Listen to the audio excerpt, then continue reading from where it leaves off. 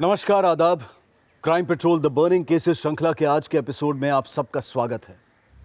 हमें अक्सर नहीं पता होता कि हमारे आसपास ऐसे लोग भी होते हैं जो हम पर लगातार नजर रख रहे होते हैं। कोई होता है जो ये जानता है कि हम कब घर से निकलते हैं और कब घर वापस आते हैं। हाई प्रोफाइल सोसाइटीज जो 24 घंटे सिक्योरिटी गार्ड्स और सीसीटीवी कैमरा की निगरानी में होती हैं। इंटरकॉम से लेस ऐसी सोसाइटीज में भी कोई होता है जो बिना हमें खबर किए हमारे घर के दरवाजे तक आ पहुंचता है।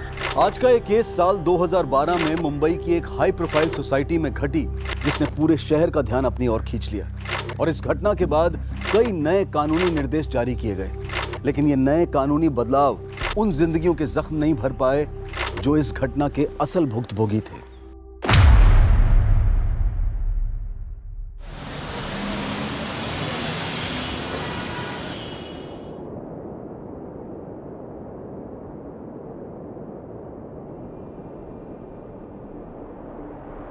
सांसें हम सबको मिलती हैं पापा।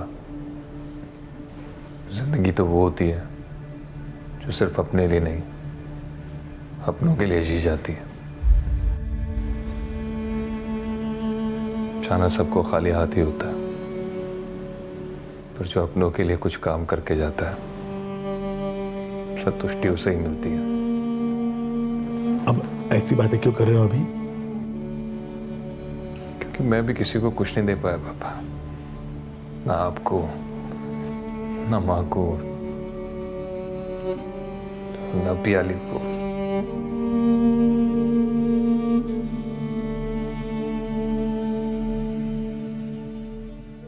मरने से पहले सिर्फ इतना ही चाहता हूँ कि प्याली को इंसाफ मिल जाए। मरने की बातें मत करो। You are going to live a long life. तो मैं उसी दिन गया था पापा, जिस दिन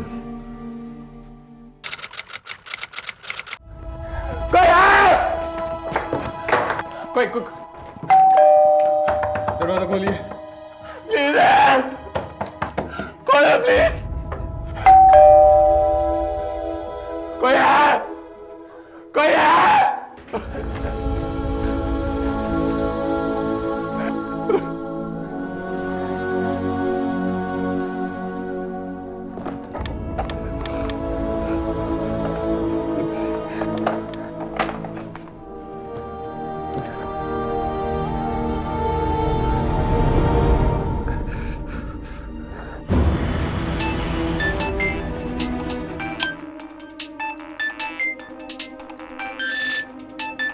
अभी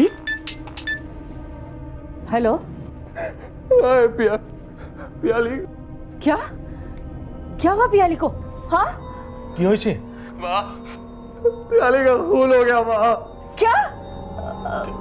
यहाँ पे हर जगह खून ही खून है।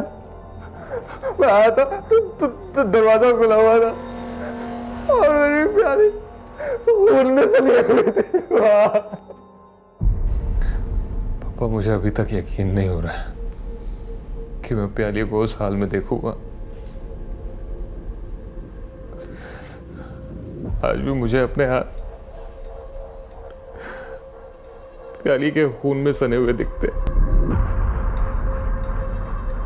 अभी अब फिर से वो पुरानी यादें धुंधली नहीं पड़ती पापा। उसके साथ बिताया एक एक पल मुझे कचौड़ता है।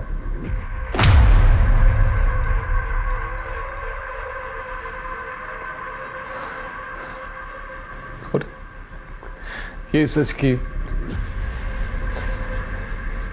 प्याली की उस नियति का जिम्मेदार मैं हूं।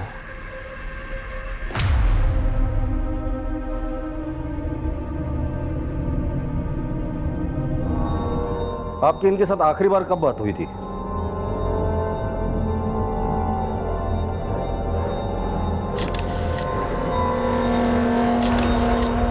आपकी इनके साथ आखिरी बार कब बात हुई थी?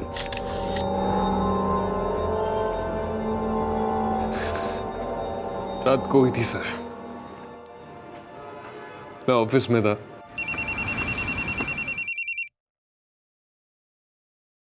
हेलो। सॉरी यार प्याली, वो काम के चक्कर में तुम्हें कॉल करने भूल गया मैं। कोई बात नहीं अभी, लेकिन तुम घर कब आ रहे हो बताओ? कुछ नहीं कह सकता, काम बहुत है यार, शायद सुबह ही जाए। सुबह? नहीं यार अभी प्लीज, तुम्हें पता ना मुझे तुम्हारे बिना नींद नहीं आती, फिर मुझे पूरी रात जागना पड़ेगा। एक काम करो ना तुम, हाँ टीवी ऑन करके सो जाओ। लो अब कैसे ऑन रखूं टीवी? लाइट ही चली गई। क्या? या एक सेकेंड अभी, लेट मी चेक। लाइट तो दिख रही है सबके यहाँ, सिर्फ हमारे फ्लैट की लाइट गई है अभी। अच्छा एक काम करो, वो सिक्योरिटी गार्ड को कॉल करो, वो इलेक्ट्रिशियन को ले आएगा। हाँ मैं वो सब देख लूंगी, बस तुम अपना फोन बिजी मत रखना। I will call you, okay? फिर मुझे दोबारा फोन आया। हाँ अभी, हाँ इलेक्ट्रिशियन आया था और उसने अभी सिर्फ एक टेम्प्रेरी अरेंजमेंट किया है। उसने कहा है कि मैं सिर्फ अपने कमरे का पंखा और एक लाइट चला सकती हूँ और बाकी वो सुबह आके चेक करेगा। चलो ठीक है, बाकी मैं सुबह ठीक करा लूँगा, अभी तुम सो जाओ।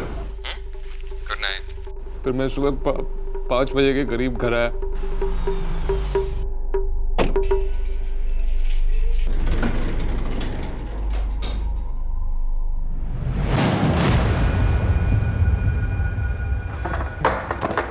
पियाली? मैंने सर मदद के लिए फिर मैं बाहर गया, मैंने नेबर्स के सारे डोरबेल रिंग किए, दरवाजे खटखटाए, लेकिन किसी ने खोला नहीं सर। मैं दोबारा आया।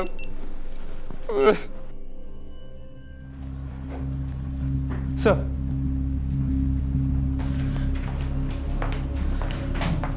दरवाजे पे कोई भी फोर्स्ड एंट्री का निशान नहीं है, लैच भी इंटैक्ट है। मतलब जिसने भी ये किया है या तो वो पियाली को जानता था या फिर उसके पास घर की चाबी थी। इसके अलावा पड़ोसियों से बात की, किसी ने भी बेल की आवाज़ नहीं सुनी और उन्होंने ये भी बताया कि अभिजीत और पियाली की शादी भी नहीं हुई थी।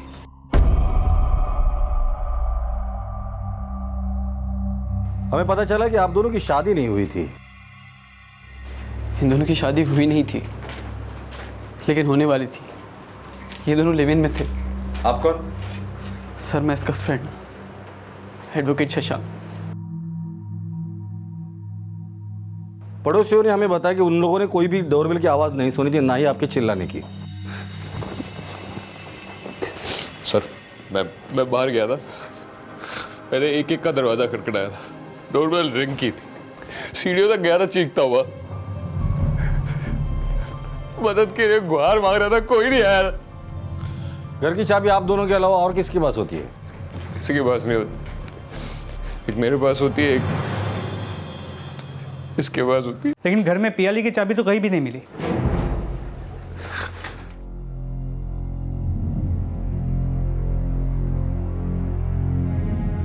आपके डोरबेल पे और दरवाजे पर खून के निशान हैं। इसका मतलब अभिजीत सच कह रहा था कि उसने दरवाजा खटखटाया था।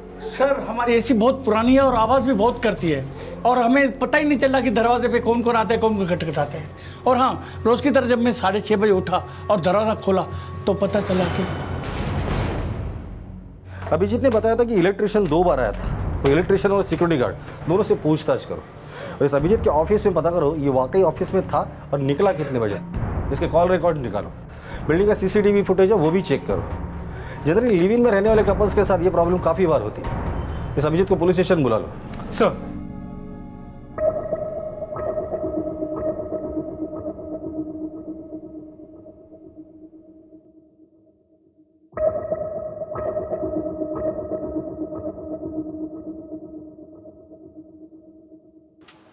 सर 12 बजे और फिर 12:45 पर ये 2 लोग ब्लॉक में एंटर हुए थे और इस ब्लॉक में मैडम का फ्लैट भी है। एक ने तो सिक्योरिटी गार्ड के कपड़े पहने हैं, ये दूसरा कौन है? सर ये बिल्डिंग का इलेक्ट्रिशियन पवन है और ये गार्ड अमजद। कल रात इन्हीं दोनों की ड्यूटी थी यहाँ पर। अभिजीत ने बताया था कि कल रात उसके फ्लैट में 2 बार लाइट गई थी। मतलब पियाली को आखिरी बार इन दोनों ने ही देखा है।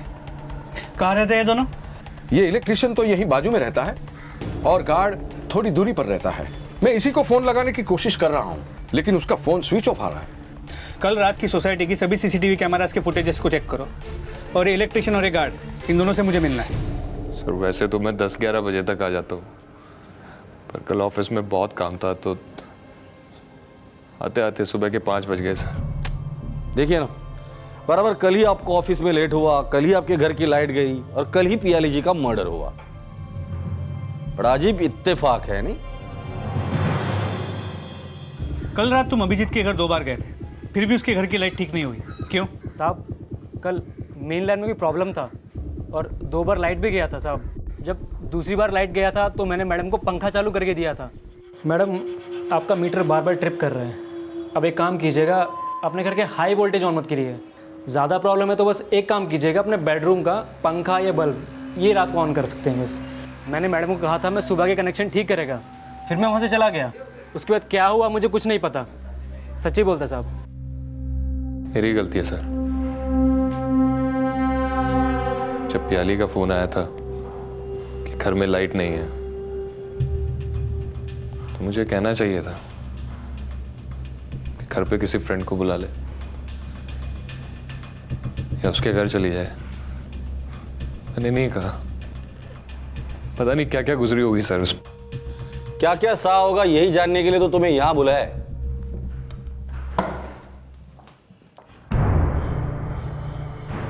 क्राइम सीन के साथ छेड़खानी नहीं करते, ये तो पता ही होगा तुम्हें।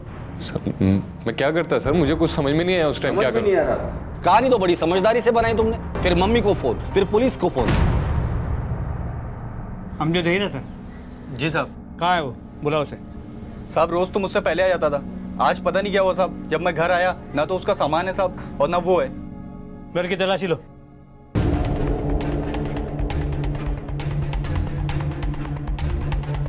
हाँ सर, ये नाइट ड्यूटी वाला गार्ड अमजद अपने घर से सामान लेके भाग गया है। एक काम करो, जिस सिक्योरिटी एजेंसी ने उसे रिक्रूट किया था ना, वहां जाके उसके डिटेल निकालो और उसका मोबाइल ट्रैकिंग पे डाल दो। जी सर। सर मैंने अभिजीत के बारे में उसके दोस्तों और पड़ोसी से पता किया है। अभिजीत और प्याली में काफ़ी प्यार था और वो जल्दी शादी करने वाले थे। अंगेज थे दोनों। प्यार को नफरत में बदलने देर नहीं लगती, हम लोग तो कई केसेस में देखा है। और शिंदे, ये मत भूलो कि अभिजीत एक कानून के सारे पैतरे जानता है। वो सिक्योरिटी गार्ड भी गायब है, तो हो सकता है कि अभिजीत ने उस सिक्योरिटी गार्ड के साथ मिलकर ये काम किया हो। इस अभिजीत के कॉल रिकॉर्ड्स निकालो, पता करो अमजद के साथ इसका कॉन्वर्सेशन हुआ है या नहीं। और ये अभिजीत, कल की उसकी सारी डिटेल इंफॉर्मेशन मुझे चाहिए। Sir Srinagar Jammu and Kashmir. और आगे? मेरे पास इतना ही है सर। श्रीनगर जम्मू एंड कश्मीर? सिर्फ श्रीनगर जम्मू एंड कश्मीर किसी का एड्रेस कैसे हो सकता है? तुम्हारी एजेंसी का तो लाइसेंस रद्द कर देना चाहिए। एक गार्ड को बिना किसी डॉक्यूमेंट, बिना किसी आइडेंटिटी प्रूफ तुम दूसरों की सिक्योरिटी के लिए कैसे भेज सकते हो? 8-10 दिन लॉकअप में रहोगे ना, तब पता चलेगा। सॉरी सर, मेरे पास उसका एक फोटो है सर। दीजिए। ये अमजद है? जी सर। सर ये एलएनसी सिक्योरिटी एजेंसी जिसने अमजद को रिक्रूट किया था, उनके पास अमजद की कोई भी डिटेल्स नहीं है। सिर्फ इतना पता चला है कि वो श्रीनगर का रहने वाला है। श्रीनगर? रवि, ढूंढो उसे। अगर वो शहर छोड़ के चला गया तो ढूंढना मुश्किल हो जाएगा। हर रेलवे स्टेशन और हर बस स्टॉप पर उसकी फोटो सर्कुलेट करो और श्रीनगर जाने वाली जितनी भी ट्रेन है उनकी टाइमिंग्स पता करो। Okay sir.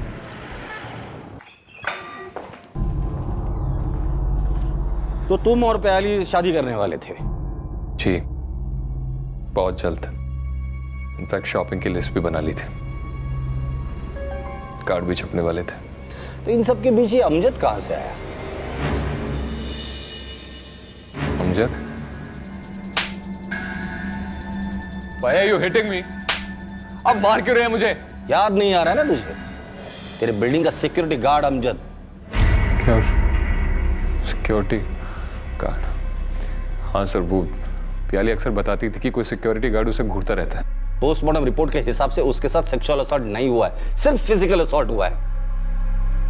तूने सुपारी दी थी ना उसे? मैं किसी को सुपारी क्यों दूंगा? She was my life। उसकी लाइफ क्यों खत्म कर दी तूने? हाँ, तूने ही सुपारी दी थी ना अमजद को। 16 बार स्टैप किया उसे।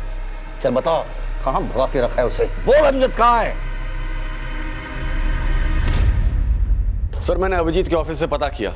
वो सुबह 5 बजे ऑफिस से निकला और एक फ्रेंड को घर पे ड्रॉप किया, फिर घर पहुंचा। सर मैंने अभिजीत के कॉल रिकॉर्ड भी चेक किया। उसने सिर्फ ऑफिस में और प्याली से बात की।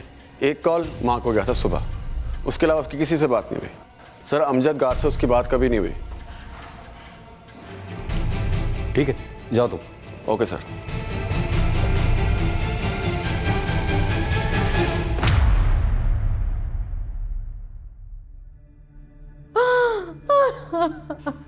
संभालिए, संभालिए बहन जी अपने आप को, संभालिए।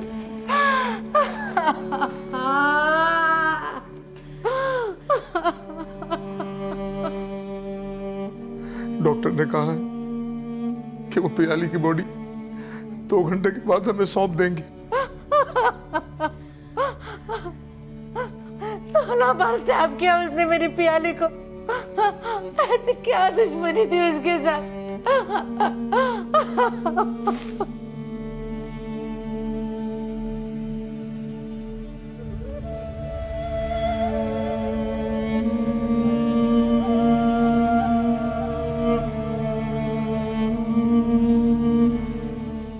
सिक्योरिटी गार्ड अमजद के गायब होने की सूचना के बाद पुलिस ने चारों तरफ छानबीन शुरू कर दी।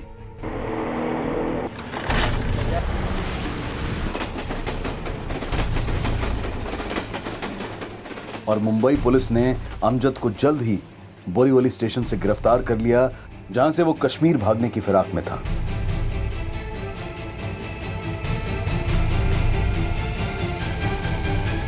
बोरीवली स्टेशन क्या कर रहा था तू? पियाली को तूने ही मारा था ना? गाली दिया उसने मुझे, तभी से मैं गुस्सा हो गया।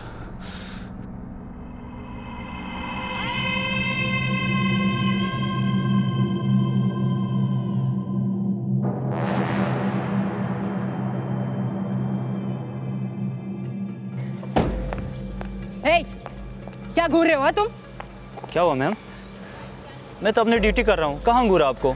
तुम किस नजर से घूर रहे थे देखा है मैंने। एक दिन में नौकरी से निकलवा दूंगी तुम्हें, समझे तुम? क्या हुआ madam? He was staring at me. Ma'am गाली मत दो। Shut up! ये पहली बार नहीं हो रहा है, ऐसे 3-4 बार पहले भी हो चुका है, मैं मार्क कर चुकी हूँ। आज के बाद तुमने दोबारा ऐसी गलती की ना तो पुलिस में मैं रिपोर्ट करवा दूंगी, समझे तुम?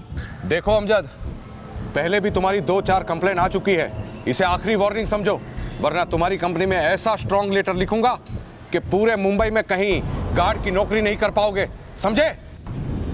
उसी दिन से जनाब मैंने तय कर लिया था कि साली को छोड़ूंगा नहीं। 15 दिन पहले मैंने एक चाकू खरीदा था और सोचा इसी चाकू से दिखा कि उसको रेप करूंगा। नसीब ने भी साथ दिया और फोन आया कि उसका फ्लैट में लाइट नहीं है। हेलो, हाँ, मैं बिल्डिंग नंबर 7 फ्लैट नंबर 703 से बोल रही हूँ। हमारे घर की लाइट चली गई है। ठीक है मैम, अब इलेक्ट्रिशियन को भिजवाता हूँ। जल्दी।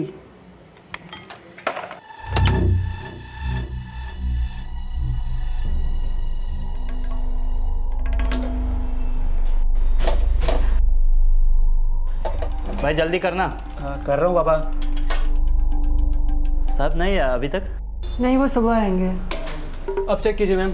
फिर से ट्रिप तो नहीं होगी ना? अरे मैम टेंशन मत लीजिए, मैंने सब ठीक कर दिया। कोई प्रॉब्लम मुझे कॉल कर देना आप।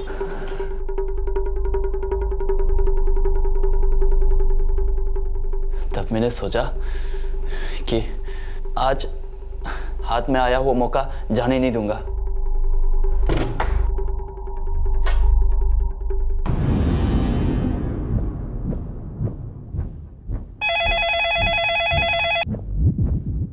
अरे वो इलेक्ट्रिशियन चला गया क्या?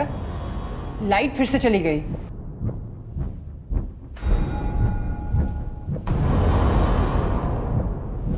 मैडम मैंने पूरा मीटर चेक कर लिया है, मुझे नहीं लगता यहाँ कोई फॉल्ट है। मुझे लगता है नीचे जाके मेन मीटर चेक करना पड़ेगा।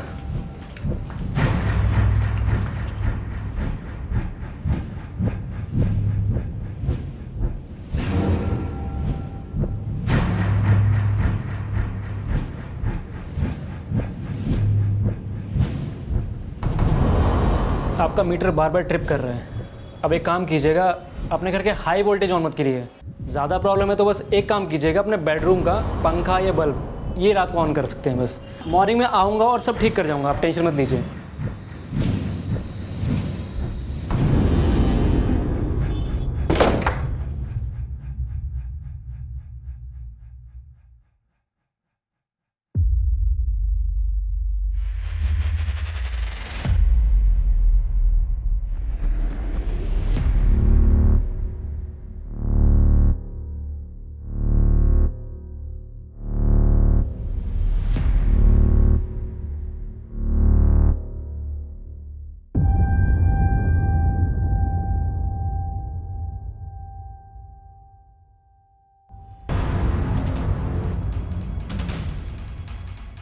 मारना नहीं चाहता था जनाब, बस बदला लेना चाहता था। सिर्फ एक बार सबक सिखाना था। अब जिंदगी भर जेल में सड़ते सड़ते अपना सबक सीख लेना तुम।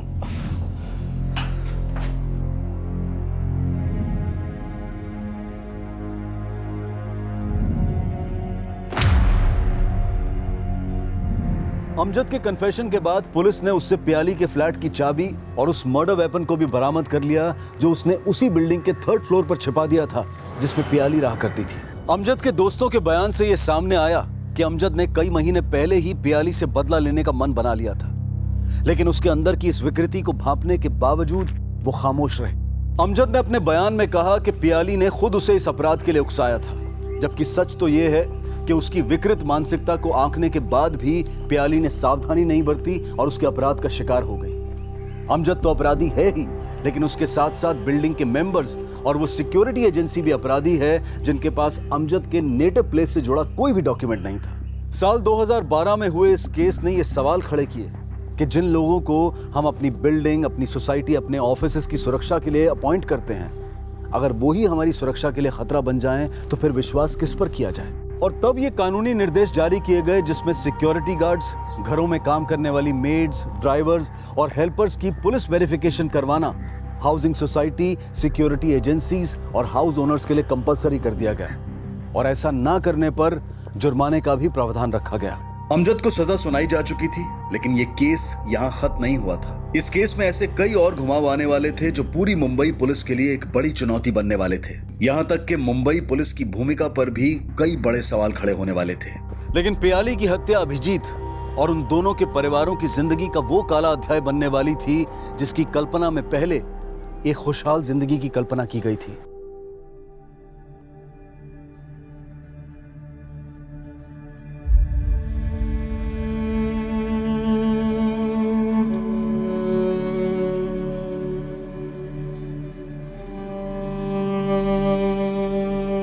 अभिजीत को अकेला नहीं छोड़ना चाहिए। मैं तो कहता हूँ भाई साहब, आप उसे अपने साथ जमशेदपुर ले जाइए। हमें बोले छी, लेकिन वो हमारी बात माने नहीं रहा है। मैं अभी को ऐसे अकेला नहीं छोड़ सकती, मुझे रहना होगा उसके साथ। पर घर जाते तो ना बच्चों की बहुत याद आएगी।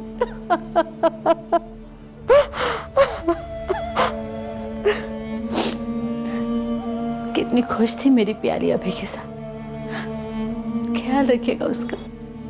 भाई साहब, अभी हमें चलना चाहिए। मैं अभी को बुला कर लाती हूँ।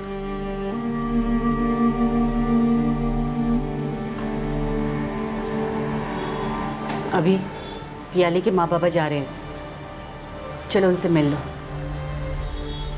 अभी अभी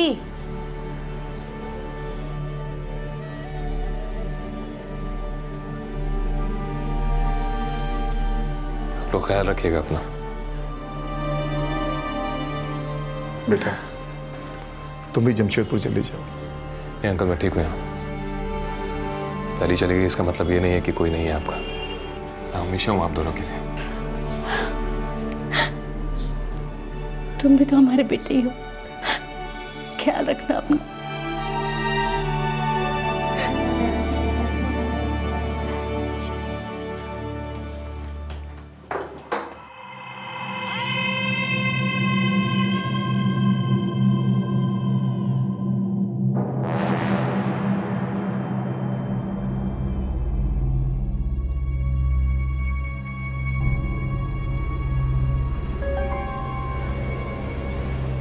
अभी अभी क्या हुआ? देखिए ना, ये कुछ जवाब नहीं दे रहा है। अभी अभी अभी हाँ पापा। क्या हुआ? कुछ नहीं, मैं तो सो रहा था। आप लोग क्यों जागे हुए हैं अभी तक? सुबह आपकी फ्लाइट भी है। हाँ, आप सो जाइए। आप दोनों अभी जाकर सो जाइए, मैं ठीक हूँ। ठीक है बेटा, सो जा।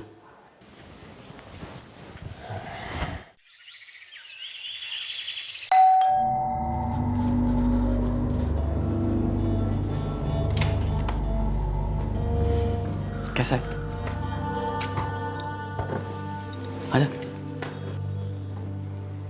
अभिजीत और प्याली के माता पिता सोचते थे कि अभिजीत जल्द ही अपने दर्द से उबर जाए। 2 महीने बीत चुके थे और बाहर से ऐसा ही लगता था कि अभिजीत के जख्म भरने लगे हैं। लेकिन जब प्याली मर्डर केस की हियरिंग शुरू हुई तो फिर से अभिजीत का दर्द उभरने लगा।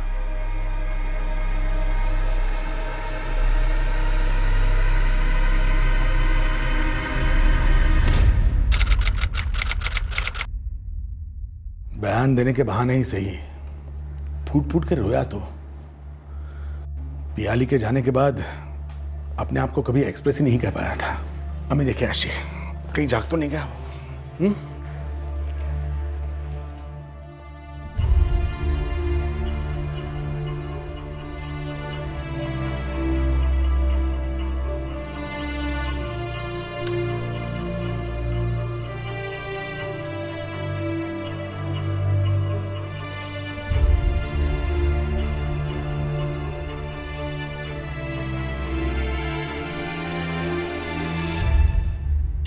अभी अभी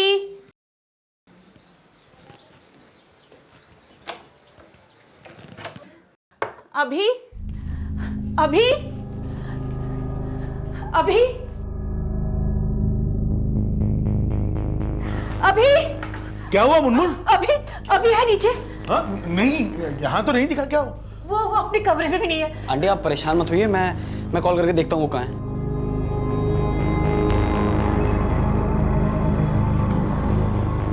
क्या हुआ? घंटी की आवाज शायद ऊपर से आ रही है। आप लोग यहीं रुकिए, मैं देख के आता हूँ 1 मिनट, शायद ऊपर होगा।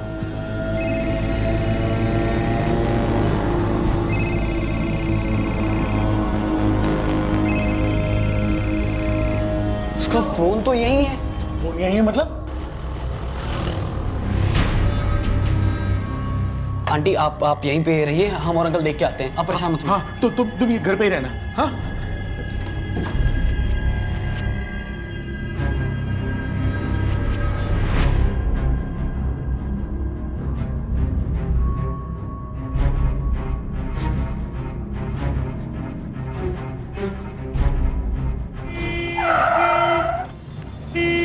साइड से चल, मरेगा क्या?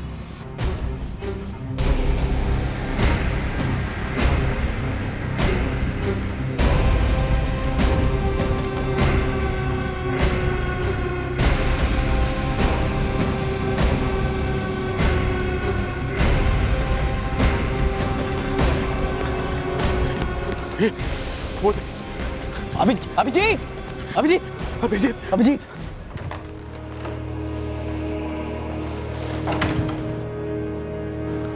हमने कुछ टेस्ट परफॉर्म किए हैं, ब्रेन में कुछ लेजन्स हैं, उसके बाद कुछ और टेस्ट करने होंगे।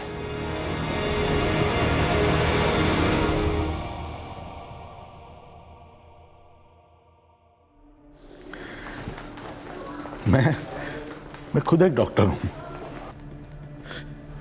लेकिन अपने बेटे के लिए कुछ नहीं कर पा रहा हूं। बस सिर्फ देखता रहता हूं उसे डूबते हुए अपने गम में। ठीक हो जाएगा भाई साहब, अपने आप को संभालिए। I am feeling so helpless.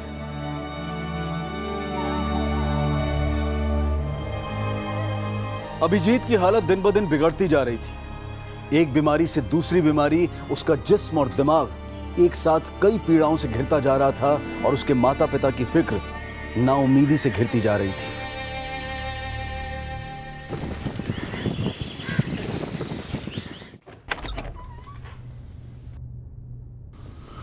आ गए आप लोग? कैसी तबीयत है उसकी? सो रहा है अभी तक? अरे उसे मत जगाओ अभी, सुबह 4 बजे सोया है वो। देखो स्केच बनाया है उसने। ये तो बड़ा सुंदर बना है।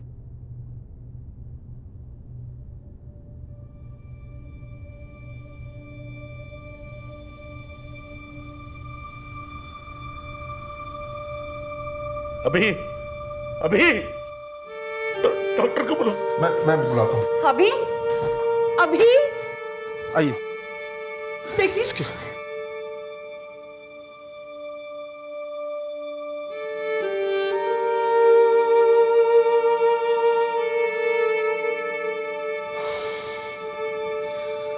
आई am sorry, he is no more. इनकी मौत तो 4-5 घंटे पहले ही हो चुकी है। आखिरकार 2014 में सेशन कोर्ट ने अमजद को प्याली की हत्या का दोषी मानते हुए उसे उम्र कैद की सजा सुनाई।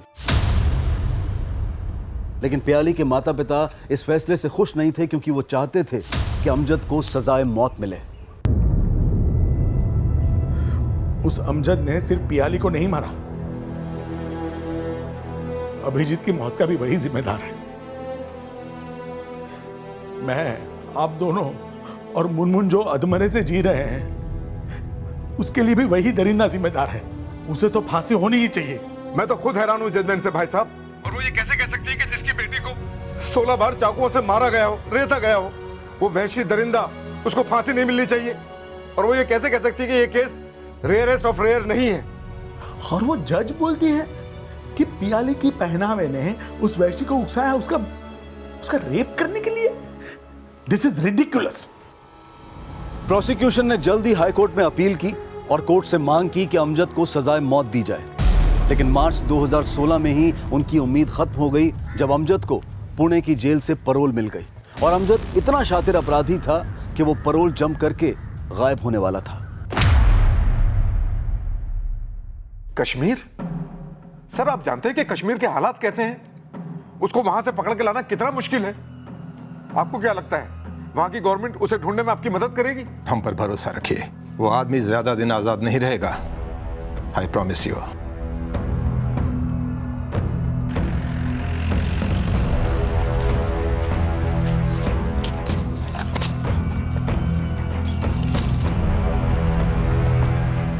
शायद यही अमजद के घर है। जिस दौरान अमजद कश्मीर में गायब हुआ था, उस दौरान वहां के हालात काफी गंभीर थे। और ऐसे माहौल में मुंबई पुलिस के लिए उसे वहां ढूंढना आसान नहीं था। मुंबई पुलिस कई बार वहां से खाली हाथ वापस लौट चुकी थी। लेकिन इस बार मुंबई पुलिस कमिश्नर ने इस केस की अगुवाई क्राइम ब्रांच के पुलिस इंस्पेक्टर अजय शाहने को सौंप दी, जिन्होंने साल 2012 में पियाली मर्डर केस में अमजद को अरेस्ट करवाकर उसे सजा दिलवाने में मुख्य भूमिका निभाई थी। सर, 2 रिक्वेस्ट थी आपसे। इस केस के लिए टीम मैं चुनूंगा, और दूसरी बात, मीडिया को इस केस से दूर रखें, क्योंकि मैं नहीं चाहता कि इस केस से जुड़ी कोई भी बात लीक हो जाए। सबसे पहले मैं ये जानने की कोशिश करूंगा कि अमजद कश्मीर में है या पाकिस्तान में। Do it the way you want to do it. Thank you sir. Santosh, Amjad और तुम एक ही बारात में थे, सुना तुम दोनों की अच्छी दोस्ती थी। हाँ साहब, अमजद मेरे से हर बात करता था, पर उसे अफसोस नहीं जो किया उसने। जमानत पर बाहर आने के बाद वो भागने वाला है, ऐसा कभी बताया था उसने? एक बार भी नहीं साहब, बस अपनी अम्मी की बातें करता था। तुम्हें क्या लगता है ये भागकर अपने गांव गया होगा या पाकिस्तान? अमजद पाकिस्तान से बहुत नफरत करता है, वो कश्मीर में ही होगा साहब। सर, अगर अमजद कश्मीर में है तो मैं जल्द से जल्द कश्मीर जाना होगा। नहीं रवि, जल्दबाजी नहीं। इसके पहले भी पुलिस ने उसे अरेस्ट करने की कोशिश की थी, तो गांव वालों ने उन पर हमला किया था। इसका मतलब अमजद ने गांव वालों को विश्वास दिलाया कि वो बेकसूर है और पुलिस ने उसे फंसाया है। हमें क्राइम ब्रांच की तरह सोचना होगा, एक ऐसा प्लान बनाना होगा जिससे अमजद का बचना मुश्किल ही नहीं, नामुमकिन होगा। यह है बारामुल्ला की घाटी। अमजद यहीं कहीं छुपा है, लेकिन कंफर्म न्यूज़ नहीं है। हम लोग लोकल पुलिस की मदद नहीं ले सकते, क्योंकि हो सकता है कि उनमें से कोई अमजद को खबर कर दे। हम लोग पुलिस वाले बनकर भी उसके गांव में नहीं जा सकते, क्योंकि पुलिस वाले पर एक बार हमला हो चुका है। तो हमारे पास जो कुछ भी इंफॉर्मेशन है वो सिर्फ इतनी ही इंफॉर्मेशन है। आउटसाइडर बनकर इससे ज़्यादा इंफॉर्मेशन हमें नहीं मिल सकती। तो फिर करें क्या? अगर अमजद के गांव में घुसना है तो उन लोगों की तरह हमें दिखना होगा, उन लोगों की तरह बात करनी होगी, उन लोगों की तरह कपड़े पहनने होंगे। सिर्फ कपड़े पहनने से या दाढ़ी बढ़ाने से हम कश्मीरी नहीं हो जाएंगे। उसके लिए हमें कश्मीरी सीखनी होगी। कश्मीरी उतनी आसान भी नहीं है, लेकिन मुश्किल भी नहीं है। कुछ लिंक्स है और वीडियोस है, मैं आप लोगों को भेज रहा हूँ, ध्यान से देखिए। कश्मीरी लोग हिंदी किस तरह से बात करते हैं, देखिए।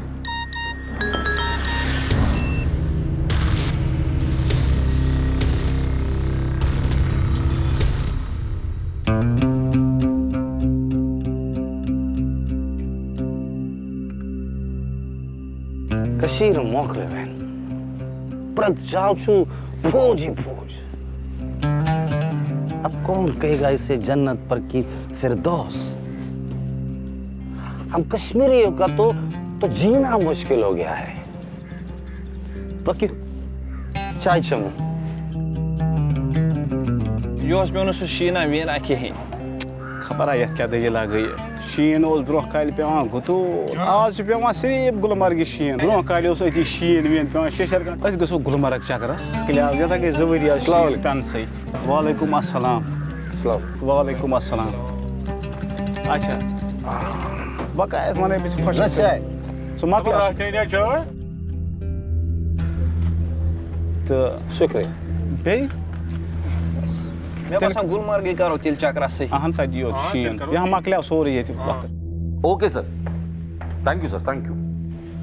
गुड न्यूज़ है, कमिश्नर साहब के पहचान वाला एक रिटायर्ड कांस्टेबल है निसार खान, 20 साल जम्मू पुलिस में था। वो हमारी मदद करेगा। हमारे लिए वहां वो खबरियों का नेटवर्क खड़ा करने वाला है।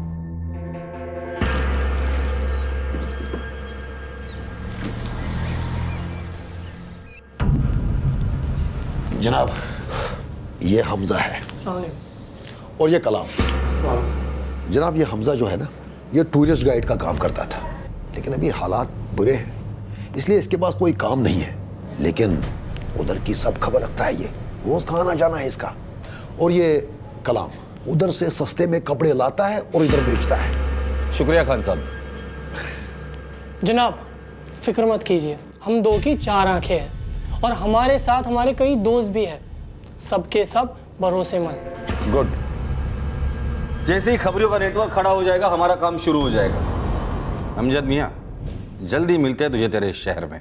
यह साफ था कि अमजद कश्मीर में ही था और मुंबई क्राइम ब्रांच की टीम उसे पकड़ने के इस मिशन को एक नाटकीय अंजाम देने की स्ट्रैटेजी बना चुकी थी। लेकिन अभी तक उन्हें अमजद से जुड़ी कोई भी इंफॉर्मेशन नहीं मिल पा रही थी, क्योंकि अब अमजद भी अपना हुलिया बदल चुका था।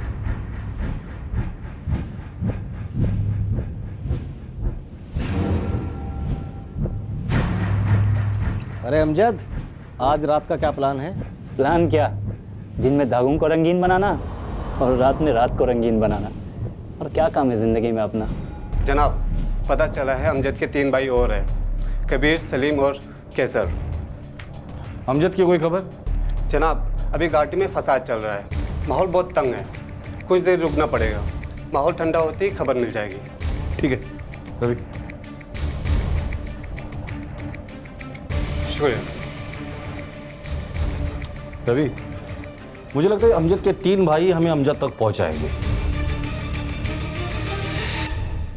सर, अमजद। ये फोटो तो 3 दिन पहले अपलोड हुई है, पूंछ से। इसका मतलब अमजद पूंछ में है। बैकड्रॉप से लगता है ये कोई कारपेट वर्कशॉप है। निसार खान को बुला कर लेकर आ, वही हमें आइडिया देगा कि अमजद के गांव में हम घुसेंगे कैसे। सर। खान साहब, ये मौका हाथ से जाना नहीं चाहिए। और फिर अमजद को ट्रैप करने के लिए मुंबई क्राइम ब्रांच ने एक प्लान बनाया।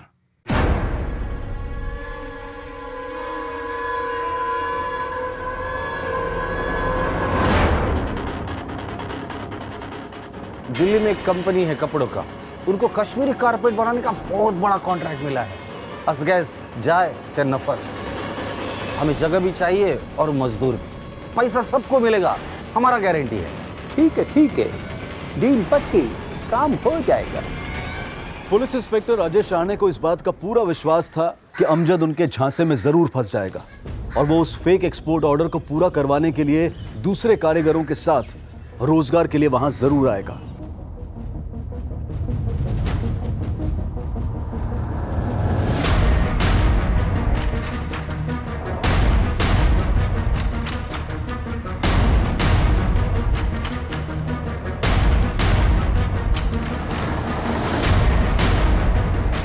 ये दस्तावेज अमजद की पहचान पुख्ता कर रहे थे और अब उसके झूठ की हर गुंजाइश खत्म की जा रही थी। लेकिन क्या पुलिस की ये कोशिश वाकई रंग लाने वाली थी? जनाब, सभी बंदे हाजिर हैं, एक बार आप देख लो।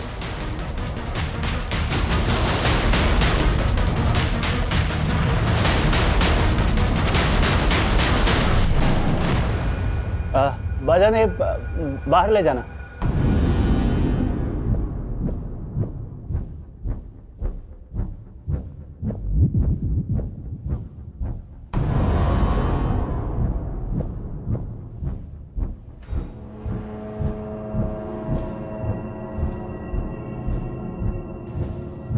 माशाल्लाह। जनाब सलाम अलैकुम। सलाम अलैकुम। जनाब ये वरिया जान कोताकाल दो ये कम कराल। हाँ, जनाब बचपन पेट करान। बचपन से? जी, मेरा वालिद साहब भी कारीगर था। फिर तो तुम बहुत अच्छा कारीगर होगा। चलो तुमको साहब से मिलवाते हैं, हो सकता है तुम्हारी नौकरी पक्की हो जाए। जनाब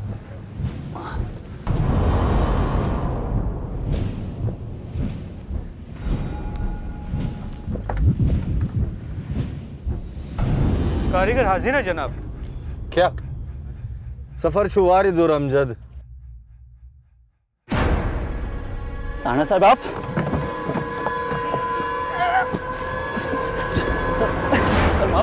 माफ कर दीजिए सर। गुड न्यूज है सर, मिशन कामयाब रहा।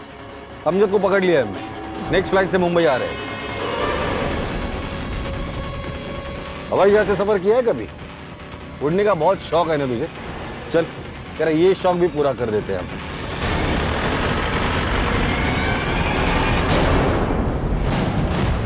अमजद पकड़ा गया है। भाई साहब, मैंने कहा था ना, हमारे बच्चे को इंसाफ जरूर मिलेगा। अमजद को पुलिस ने गिरफ्तार कर लिया है।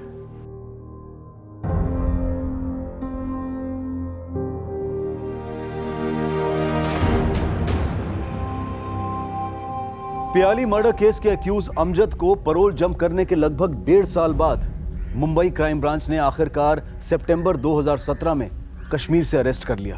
पैरोल जंप करने के चार्जेस के साथ साथ हाई कोर्ट में उसके खिलाफ फिर से हियरिंग शुरू की गई, जिसमें पियाली के माता पिता ने सेशन कोर्ट की अमजद की उम्र कैद की सजा को सजाए मौत में बदलने की दरख्वास्त की। लेकिन इस केस में अभी हाई कोर्ट का फैसला आना बाकी है। आज पियाली के मर्डर को तकरीबन 5.5 साल गुजर चुके हैं। हम आए दिन महिलाओं के साथ हो रहे अपराधों की बात करते हैं और आंकड़े बताते हैं कि भारत में महिलाओं के साथ on an average her 6 minute में छेड़छाड़, हर आधे घंटे में शारीरिक शोषण और हर 1 घंटे में बलात्कार की घटनाएं होती हैं। और हैरानी की बात है कि जिस मुंबई के बारे में ये कहा जाता था कि ये शहर महिलाओं के लिए सबसे ज्यादा सुरक्षित है, वहीं आंकड़े बताते हैं कि आज दिल्ली के बाद मुंबई वो दूसरा शहर है जहां महिलाएं आए दिन किसी न किसी अपराध का शिकार होती रहती हैं और इस पर विचार करने की जरूरत है। अब मैं अनूप सोनी आपसे विदा लेता हूं, फिर मुलाकात होगी अगले एपिसोड में एक और चौंका देने वाले केस के साथ। तब तक अपना और अपने परिवार का ख्याल रखें और देखते रहें क्राइम पेट्रोल डायल 100। सबक एक को सीख हम सबको। जय हिंद। क्राइम पेट्रोल के और भी दिलचस्प कहानी देखने के लिए हमारे चैनल को सब्सक्राइब करें और बेल आइकॉन दबाना न भूलें।